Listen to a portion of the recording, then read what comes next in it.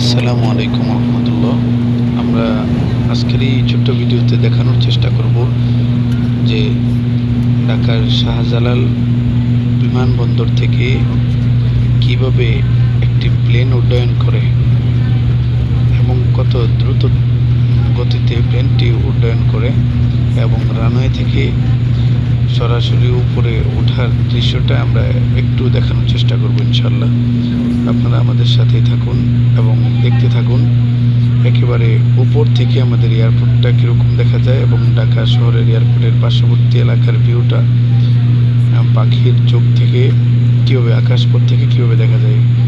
আমরা বলতে বলতে এই প্লেনটি আকাশে উড্ডয়ন করলো।